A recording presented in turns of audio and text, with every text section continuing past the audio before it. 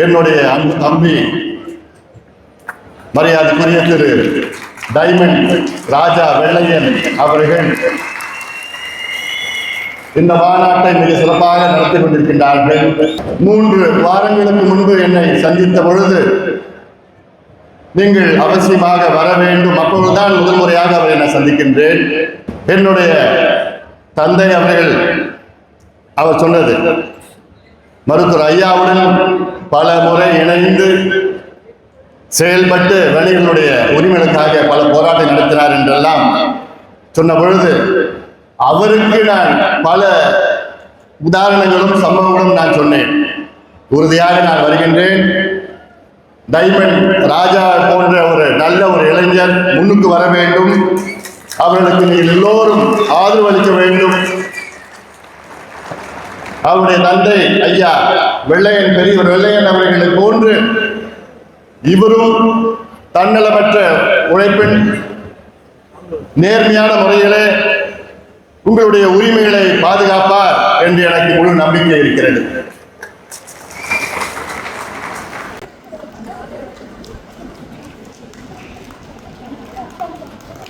இங்கே வணிகர் தினத்தன்று உங்களுடன் இந்த இனிய விழாவில் கலந்து கொள்வதில் எனக்கு மகிழ்ச்சி. நான் சொல்லிய பொழுது எங்களுடைய மருத்துவர் ஐயாவுடன்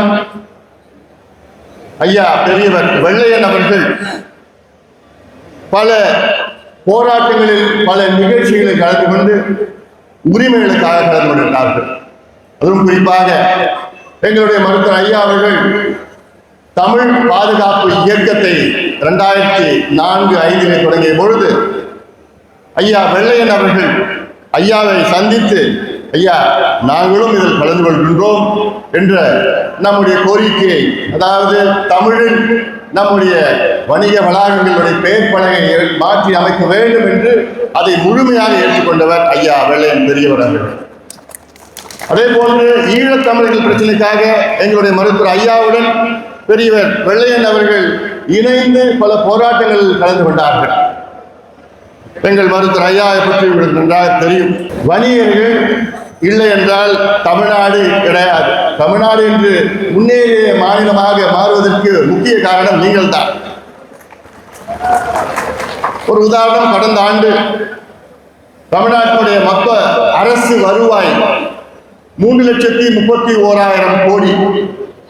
அதில் 2,20,000 கோடி தமிழ்நாட்டினுடைய சொந்த வருவாய். அந்த சொந்த வருவாயை கொடுத்ததே நீங்கள் தான். நினைத்து பாருங்கள், 2,02,000 கோடி வரி நீங்கள் கொடுக்கின்ற வரியில் தான் இந்த தமிழ்நாட்டில் நடத்துகின்ற ஒரு சூழல் இருக்கிறது. அப்படி உங்களுக்கு பாதுகாப்பு இருக்க வேண்டும், தொழில் பாதுகாப்பு இருக்க வேண்டும், உங்களுக்கு எந்த பிரச்சனையும் இருக்கக்கூடாது என்று எங்களுடைய மருத்துவர் ஐயா அவருடைய கொள்கை. தமிழ்நாட்டிலே பெரிய வணிக முதலாளிகள் தமிழ்நாட்டில் அனைத்து சிறு நகரங்களில் கிளைகள் தொடங்குவோம். அதாவது குறிப்பாக அந்த காலம் என்றால் ஒரு 25 ஆண்டு காலத்திற்கு முன்பு ரிலையன்ஸ் நிறுவனம் தமிழ்நாட்டில் அத்துணை பகுதியிலும் நாங்கள் எங்களுடைய கிளைகளை தொடங்குவோம் என்று சொன்னவுடன் முதலில் அதை எதிர்த்தது எங்களுடைய மருத்துவர் ஐயா அவர்கள். காரணம், அவர்கள் வந்தால் உங்களுக்கு வேலை இல்லாமல் போகும். எனக்கு நன்றாக தெரியும், இது மேற்கத்திய பகுதிகளை, குறிப்பாக அமெரிக்கா, ஐரோப்பியாவில் நடந்த சம்பவங்கள் எல்லாம் நம் நாட்டில் இருக்கக்கூடாது என்று இந்த நோக்கம். அதே போன்று பெரிய பன்னாட்டு நிறுவனங்கள் அவர்கள் இங்கே வந்து அவர்களுக்கு இங்கே மறைமுகமாக இங்கே உள்ளே நுழையாமல் பாதுகாத்துக் கொண்டது மருத்துவர் ஐயா பாட்டாளியின் கட்சி. எங்களுடைய கொள்கையும் உங்களுடைய கொள்கையும் ஒன்றுதான். அந்த வகையில் இங்கே இந்த நிகழ்ச்சியில் கலந்து கொள்வதில் இன்னும் நீண்ட பயணம் நமக்கு இருக்கிறது. நான் வந்தது மருத்துவர் ஐயா அவர்கள் சார்பிலும் பாட்டாளி மன்ற சார்பிலும் உங்களுக்கு பாதுகாப்பு, நீங்கள் பாதுகாப்புடன் உங்கள் தொழிலை நீங்கள் இன்னும் அதிக அளவில் செய்ய வேண்டும். சமீபத்தில் 2017 உங்களுக்கு இந்த ஜிஎஸ்டி பிரச்சனை பற்றி தெரியும். ஜிஎஸ்டி என்றாலே மிகப்பெரிய குழப்பமான ஒரு சூழல் இருக்கிறது. அந்த ஜிஎஸ்டி சட்டமே இன்னும் அதை நடைமுறைப்படுத்துகின்ற அதிகாரிகளுக்கே தெரியவில்லை. நீங்க ஏதோ கிராமத்துல ஒரு ஜிஎஸ்டி கட்டலைன்னா உடனே அந்த கணக்கை வந்து அப்படியே ரத்து பண்றது, அது இல்லாமல் பெனல்டிக்கு ஒரு பெனல்டி போடுறது, இப்படி எல்லாம் பல அச்சுறுத்தல்கள் உங்களுக்கு இருக்கிறது. இன்னும் ஜிஎஸ்டி எங்களை பொறுத்த வரைக்கும் ஜிஎஸ்டியில 4 ஸ்லாப் வேண்டாம், 2 ஸ்லாப் தான் இருக்கணும். 5%, 12%, இன்னைக்கு 5, 12, 18, 28 இருக்கு. 5, 12, 2 தான் இருக்கணும். இது இன்னும் ஓராண்டு 2 ஆண்டுக்கு பிறகு மொத்தத்தில் 8% இருக்கணும். அவ்வளவுதான், மொத்தத்தில் ஒரே ஒண்ணுதான் இருக்கும். சிங்கப்பூர்ல பாத்தீங்கன்னா 7% ஒரே ஜிஎஸ்டி தான் சிங்கப்பூர்ல. அந்த நாடு இன்னும் வளர்ந்த நாடாக இருக்கிறது. அந்த நிலையை தமிழ்நாட்டுக்கு இந்தியாவுக்கு வர வேண்டும். அப்படி வந்தால்தான் எல்லாமே ஆசையாக அவர்களாக முன்பு வந்து இதை கட்டுவார்கள், வரிகளை கட்டுவார்கள். எப்படி இன்னைக்கு வணிகர் தினம் தமிழ்நாட்டுக்கு வந்தது, இன்னைக்கு இந்த கொண்டாடிட்டு இருக்கிறோம். 1980 நுழைவு வரின்னு ஒன்று அரசு அறிவித்தார்கள். அதை எதிர்த்து 3 ஆண்டு காலம் ஐயா வெள்ளையன் போன்றவர்கள்லாம் கடுமையான போராட்டம் நடத்தினார்கள். ஆனாலும் அரசு அதை பின்வாங்கவில்லை. 1983 மே மாதம் 5ஆம் தேதி மிகப்பெரிய போராட்டம் நம்மளுடைய பேரவை நடத்தியது. அன்று ஆயிரக்கணக்கான வணிகர்கள் சிறையில் அடைக்கப்பட்டார்கள். அன்றிலிருந்து இன்னைக்கு நம்ம 42வது ஆண்டு நம்ம பேரவை விழா இன்னைக்கு வணிகர் தினம் கொண்டாடி கொண்டிருக்கின்றோம். எனக்கு ஏன் நம்முடைய தம்பி, என்னுடைய அன்பு தம்பி ராஜா எனக்கு பிடித்ததுன்னா, அரசியலே வேணாம்பா, உனக்கு இங்கு வணிகர்கள் இருக்கிறாங்க, இவங்க தான் உனக்கு எல்லாமே. ஏன்னா இதை வைத்து அரசியல் செய்து, வணிகம் என்பது ஒரு மிகப்பெரிய ஒரு சேவை.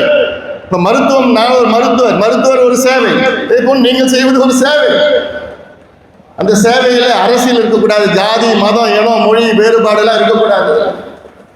எல்லாமே அந்த வகையில தான் நீங்க நல்ல ஒரு இளைஞன் ஆத்திருக்கு. இளைஞனுக்கு எல்லோரும் ஆதரவளிங்கள். இல்லை இன்னொன்று பார்த்தீங்கன்னா, ஜிஎஸ்டியில் பார்த்தீங்கன்னா இப்போ சிறு வியாபாரிகளுக்கு ஆண்டு டேர்ன் ஓவர் 40 லட்சம் ரூபாய் டேர்ன் ஓவர் இருந்தால் அவங்களுக்கு வரி கட்ட தேவையில்லை. அதை உடனடியாக 80 லட்சமாக உயர்த்த வேண்டும். 40 லட்சம் போதாது. 40 லட்சத்துல என்ன உங்களுக்கு வருமானம் வரப்போகுது? ஒண்ணுமே வரப்போகுது. அது குறைஞ்சது முதல் கட்டமாக 80 லட்சமாக உயர்த்தி இதெல்லாம் நிச்சயமாக நாங்கள் வலியுறுத்துவோம், அழுத்தம் கொடுப்போம். சும்மா நாங்கள் மேடையில் வந்து பேசுறது மட்டும் போதாது. இதெல்லாம் நாங்கள் தொடர்ந்து அழுத்தங்கள் கொடுத்துட்டு தான் இருப்போம். சமீபத்தில் கூட நீங்க பார்த்திருப்பீங்க, மோடி அவர்கள் இந்தியாவிலே ஜாதிவாரி கணக்கெடுப்பு நடத்துவோம் என்று அறிவித்தார்கள். இது ஏன் தேவை? சில பேர் என்ன சொல்லுவீங்க, என்ன அது ஜாதிவாரி கணக்கெடுப்பு, என்ன அது ஜாதி அப்படின்னு ஏதோ ஒரு தவறான வார்த்தையை போன்ற ஒரு தோற்றம். அது கிடையாது, அது கிடையாது. நம்முடைய தமிழ்நாட்டில் இந்தியாவுடைய இடஒதுக்கீடு ஜாதி அடிப்படையில் தான் இருக்கிறது. இப்போ அரசாங்கம் சொல்லுது எல்லோருக்கும் எல்லாம் என்று சொல்கிறது. எங்களுடைய நோக்கம் என்ன? நாங்கள் அடுத்த வாரம் ஞாயிற்றுக்கிழமை அன்னைக்கு மகாபலிபுரத்தில் ஒரு பெரிய மாநாடு நடத்துறோம். இந்த மாநாடு சமூக நீதி மாநாடு. அதுக்கெல்லாம் அவசியம் நீங்க வாங்க. நாங்க நடத்துற நோக்கம் என்ன? இந்த மாநாடு நடத்துற நோக்கம், இங்கே தமிழ்நாட்டிலும் ஜாதிவாரி கணக்கெடுப்பு நடத்தணும். ஏன் நடத்தணும்னு நான் சொல்றேன். ஏன் நடத்தணும்னா, இங்க அப்படிதான் தரவுகள் கிடைக்கும் நமக்கு. எல்லாம் இங்க வந்திருக்கிறவங்க எல்லாமே அடிமட்ட மக்கள் தான், அடித்தள மக்கள் தான். அதாவது எல்லாமே பெரிய அப்படியே முன்னேறிய சமுதாயம் கிடையாது. எல்லாத்துக்கும் எல்லாம் கிடைக்கணும், கிடைக்காதவங்க கிடைக்கணும். ஒரு உதாரணம், தமிழ்நாட்டில் இன்னைக்கு எஸ்சி எஸ்டி இருக்கு. எஸ்சி எஸ்டியில 18% எஸ்சி, 1% எஸ்டி ரிசர்வேஷன் இருக்கு தமிழ்நாட்டில். அதான் நான் ஒரு 2 வார்த்தை பேசணும். இல்லை என்ன சில பேருக்கு புரியல. இது இந்த ஏன் இடஒதுக்கீடு, ஏன் கணக்கெடுப்பு நடத்தணும், தமிழ்நாடு அரசு ஏன் நடத்தணும்? இதுல 19% ரிசர்வேஷன் எஸ்சி எஸ்டிக்கு, 30% பிசி, 20% எம்பிசி, மொத்தம் 69% ரிசர்வேஷன் தமிழ்நாட்டில் இருக்குது. அதுல 19%ல எஸ்சி 18%. அவங்களுடைய உட்பிரிவு எவ்வளவு தெரியுமா இருக்காங்க? 78 பேர் இருக்காங்க. எஸ்டியில 1% ரிசர்வேஷன், அவங்களுடைய உட்பிரிவு 36 பேர் இருக்காங்க. எஸ்டியில 36 பிரிவுகளுக்கு 1%.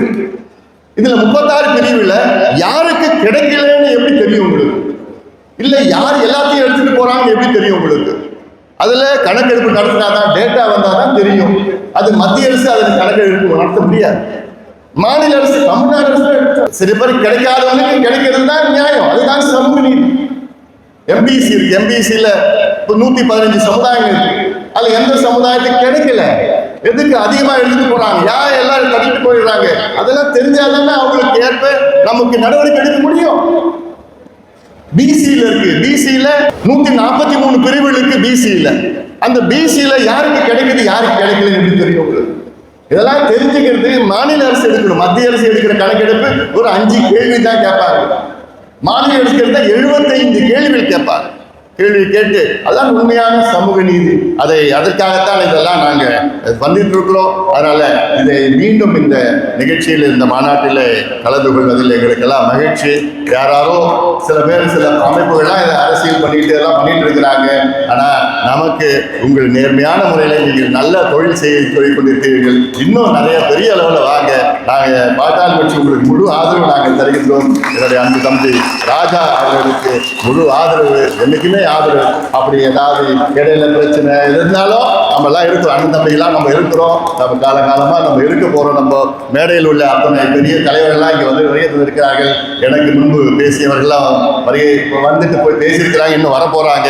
எல்லாத்துக்கும் என்னுடைய வாழ்த்துக்கள், பாராட்டுகளை தெரிவித்து நன்றியோடு விடைபெறுகின்றேன். 3 பிரிவுகள், ஒன்று உழவர்கள், 2வது நெசவாளர்கள், 3வது வணிகர்கள். இந்த 3 தான் நம் தமிழ்நாட்டுடைய முதுகெலும்பு. இந்த 3 வர்க்கமே உழைக்கின்ற வர்க்கம். இந்த 3 உழைக்கின்ற வர்க்கம் நமக்கு நீங்க நல்லா இருந்தாதான் தமிழ்நாடு நல்லா இருக்கும். அதற்கு பொறுப்பு நம்ம மேடையில் இருக்கின்றவர்கள் எல்லாமே, நீங்களும் எல்லாமே நம்ம ஏற்க வேண்டும் என்று நம்முடைய டைமண்ட் ராஜா வெள்ளையன் அவர்கள் உள்ளிட்ட அனைத்து நிர்வாகிகளுக்கும் என்னுடைய வாழ்த்துக்கள், பாராட்டுக்கள் தெரிவித்து நன்றியோடு விடைபெறுகின்றேன்.